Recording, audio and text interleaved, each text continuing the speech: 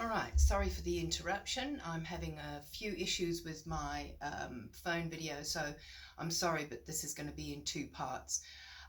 So I was saying, get yourself a paintbrush and put a little bit of water on it and just use a tiny bit of the glaze from the brush or from this whatever stirring implement you've used, and use that to just paint onto your test tile your initials and a number. So for this, I've already done my first one, so I'll now call this one PD2.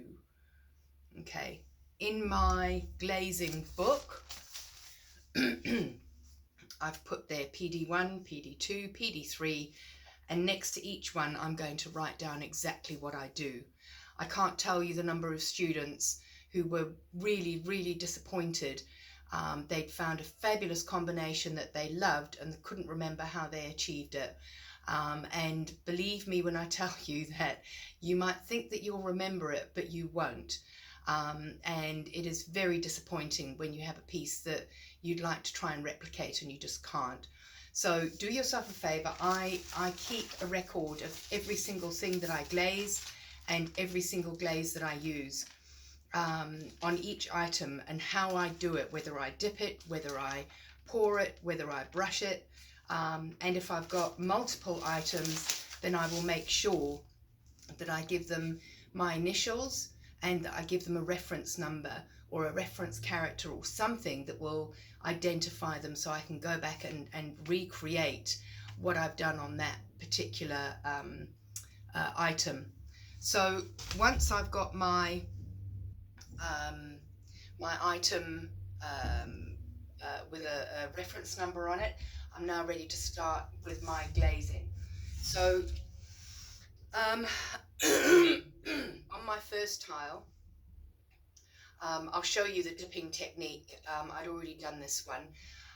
So the glaze is on there. It's been standing for the last 10-15 minutes, so the water that was absorbed by the tile has now evaporated, and it's now dry enough to be able to take a second coat of a different color glaze. So when you do dipping, when you dip glazes, once again you make sure that the glaze is fully suspended, and then when you're going to dip, you dip your item in, count to 3, 1, 2, 3, and take it out. Give it a shake off to get rid of any drips, and then do a Indian snake charmer movement just to stop any runs. Now there are some glazes that are specifically designed to run, and those glazes, it wouldn't matter if you had drips.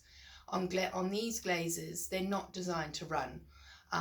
So if there are drips that form on the outside of my pot, they will show up as drips after it's been fired, because the glaze won't move. It will melt, but it will stay in the same position.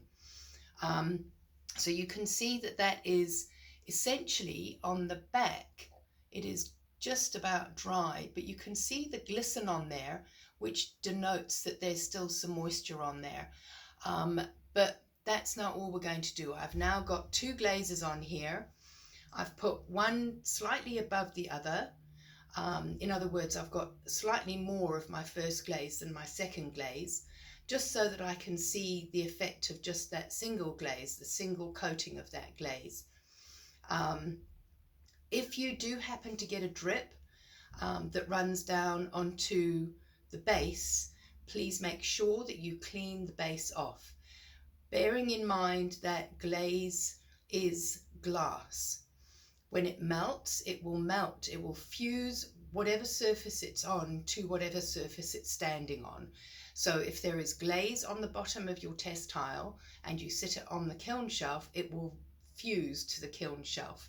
And you don't want to spend your class with a hammer and chisel chipping your wares out of the kiln shelves, which is what has to happen. It's the only way to get the stuff off, is to brute force. So there's your first test tile. So for my second one, I haven't done anything yet. I'm going to use different glazes now. I'm now going to put my Caribbean green on first. So 1, 2, 3, take it out, give it a shake, move it around a bit to allow it to dry. And then I'm going to put it to one side until the moisture has evaporated out of that tile. What I'm going to do now is update my reference book, and my PD1, I've got Red Planet first, and then I've got Caribbean green. Now, if I wanted to, I could then decide on top of that one, once it was dry, which it's not yet, but I will show you what I mean. I can then get a third glaze.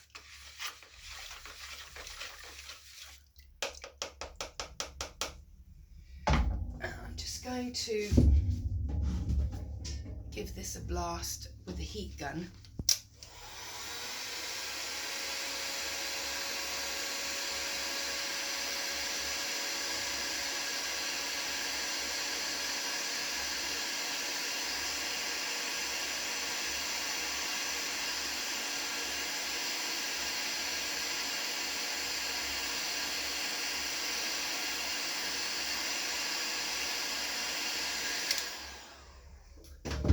Now, the reason why I decided to do that was because it was still actually quite wet. It was wetter than I expected.